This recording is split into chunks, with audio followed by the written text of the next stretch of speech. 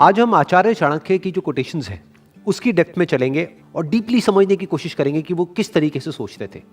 तो उनका जो पहला और सबसे फेमस कोट है वो है, अधिक सीधा साधा होना भी अच्छा नहीं है। सीधे वृक्ष पहले काट लिए जाते हैं और टेढ़े मेढ़े बच जाते हैं। यहां पे जो सीधा साधा होने की बात करी जा रही है ना, उसका कनेक्शन ईमानदारी या बेईमानी से नहीं है, उसका कनेक्शन समझदारी और बेवकूफी से है। मतलब वो ये नहीं कह रहे कि आप सीधे साधे मत बनो, मतलब कि आप बेईमान हो जाओ, या फिर अगर कोई सामने वाला चोर है तो उसके साथ में चोर बन जाओ।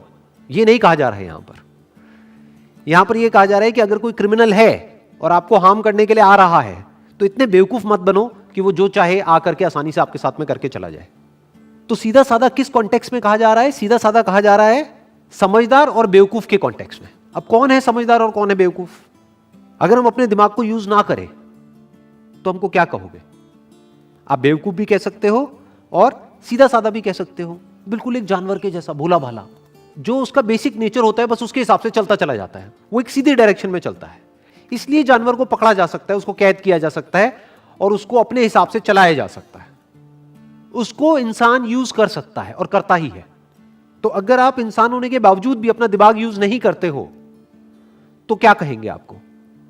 आपको सीधा साधा भी कह सकते हैं और बेवकूफ भी कह सकते हैं। क्यों? क्योंकि आप एक ही डायरेक्शन में चलते चले जाते हो। जो भी आपका बेसिक नेचर है बस उसके हिसाब से चलते ही चले जाओगे। ये नहीं देखोगे कि सिचुएशन क्या है, ये नहीं देखोगे कि सामने वाला क्या है। इनफैक्ट आचार्य चाणक्य का ही एक और कोटेशन है जो इस बात से बिल्कुल परफेक्टली लिंक होता है। वो क्या कहते हैं? जो तुम्हारी बात सुनते हुए इधर उधर देखे उस पर कभी विश्वास मत करो। कितनी पावरफुल बात करी जा रही है। जो सीधा साधा आदमी होगा वो इस बात की डेप्थ को नहीं समझ पाएगा, वो इस बात को समझ ही नहीं पाएगा।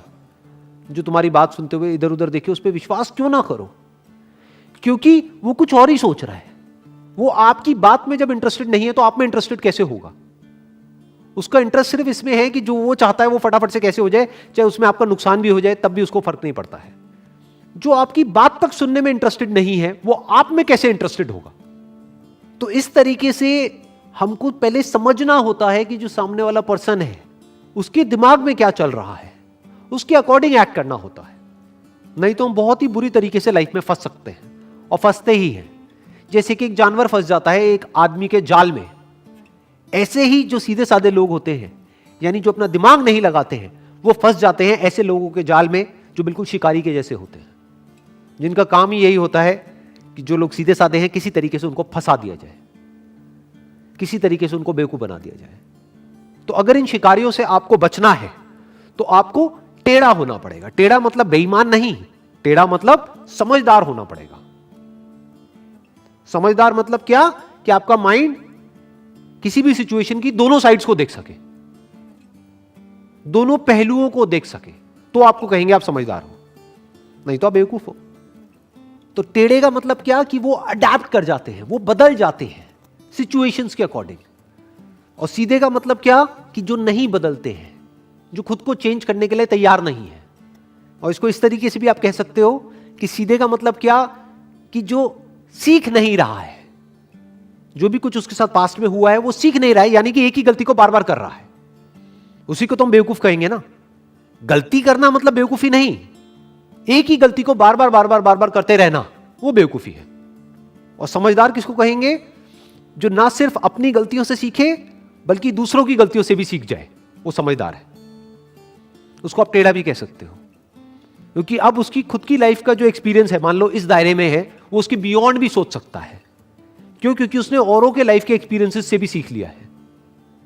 नेक्स्ट कोट इज, भय को नजदीक ना आने दो, अगर ये नजदीक आए तो इस पर हमला कर दो।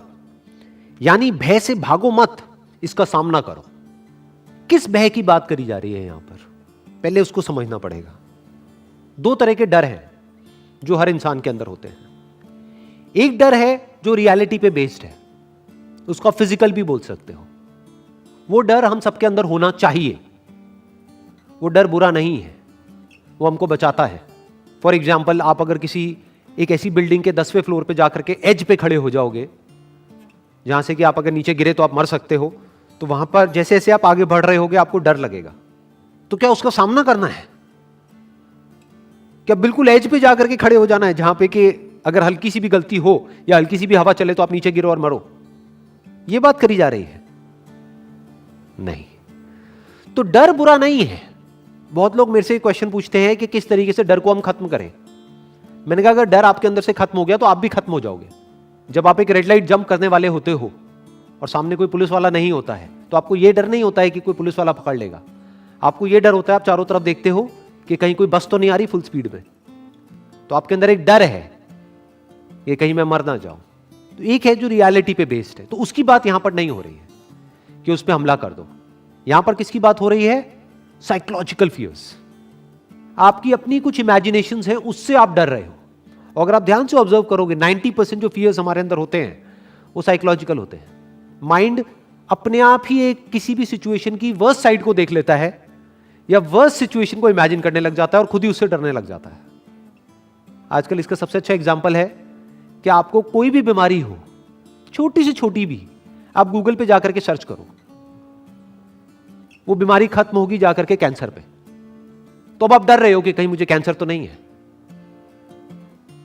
अब इस डर का क्या इलाज है कि बैठे बैठे डरते मत रहो, जा करके अपना टेस्ट करा लो। तो बहुत सारे हमारे डर ऐसे होते हैं जो साइकोलॉजिकल होते हैं, उससे नहीं डरना है, उसकी बात करी जा रही है कि अगर उस तरह का कोई डर लगे तो उस पर हमला कर दो। फॉर एग्जाम्पल, आपको अपनी क्लास में, आप किसी स्कूल में हो या कॉलेज में हो, एक प्रेजेंटेशन देनी है और उससे आपको डर लग रहा है, तो आपके अंदर से क्या आएगा? जब आप डरते चले जाओगे, चल यार जिस दिन मेरी प्रेजेंटेशन है उस दिन छुट्टी मार लेता हूं, छोड़ना कौन जाएगा। तो ये कहा जा रहा है कि ये हरकत मत करो, क्योंकि ये डर आपका साइकोलॉजिकल है, ये किसी रियलिटी पे बेस नहीं है। ऐसा नहीं है कि आपकी प्रेजेंटेशन में थोड़ी सी गलती आपसे हो गई तो आपको मार दिया जाएगा या आपको स्कूल या कॉलेज से बाहर निकाल देंगे।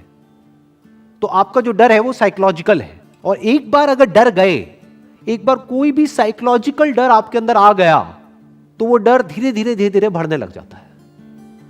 फिर वो डर एक सिचुएशन तक नहीं रहता है, आपकी लाइफ के हर एस्पेक्ट पे वो रिफ्लेक्ट होने लग जाता है। लेकिन अगर उसी वक्त आप उसका सामना कर लो और उसको वहीं पे खत्म कर दो तो हमेशा के लिए वो डर आपके अंदर से गया। तो डर का क्या इलाज है? Action, immediate action. For example, आपके अंदर पानी का डर है, डूबने का डर है, तो शुरुआत करो ना कम गहरे पानी से। गहरे पानी से दूर रहो, कोई बात नहीं, बट उसको फेस करो। अगर नहीं आती है स्विमिंग और पानी का इतना ही डर है तो तैरना सीख जाओ। इससे क्या होगा? आप सिर्फ तैरना नहीं सीखोगे, आपको लग रहा है आपको सिर्फ पानी में तैरना आ रहा है। अरे ना भाई, आपको जिंदगी में तैरना आ रहा है, क्योंकि जिस तरह से आपने यहां पर अपने डर को कॉन्कर किया, फ्यूचर में भी अगर कोई सिचुएशन आएगी तो आपको पता होगा कि अपने डर को कॉन्कर कैसे करना है।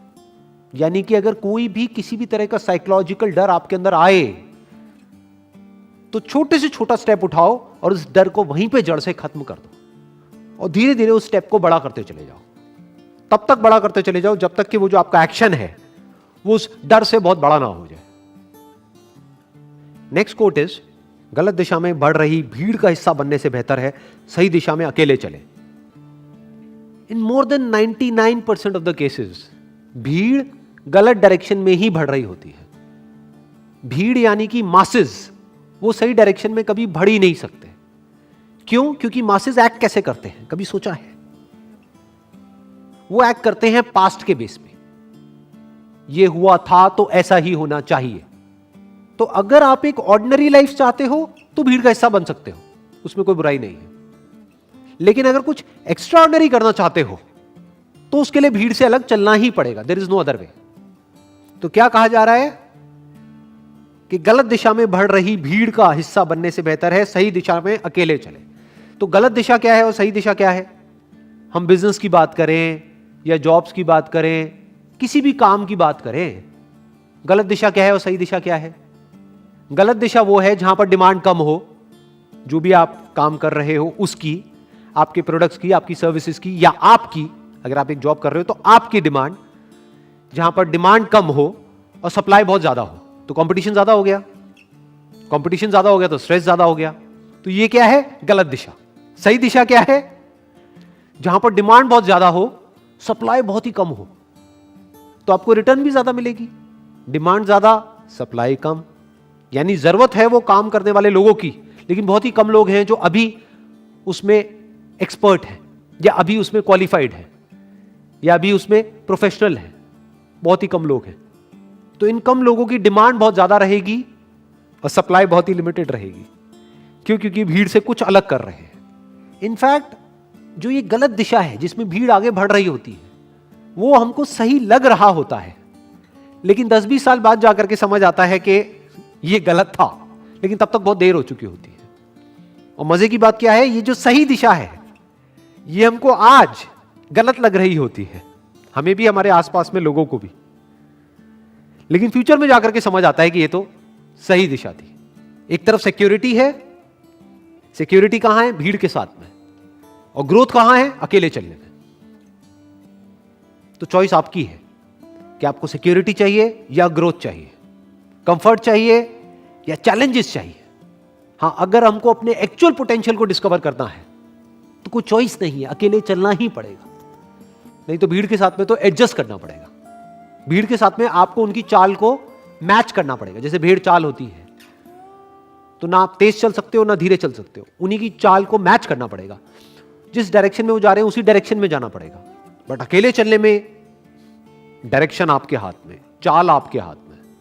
तो अब आपकी ग्रोथ को आप खुद भी प्रेडिक्ट नहीं कर सकते, कोई लिमिट ही नहीं है।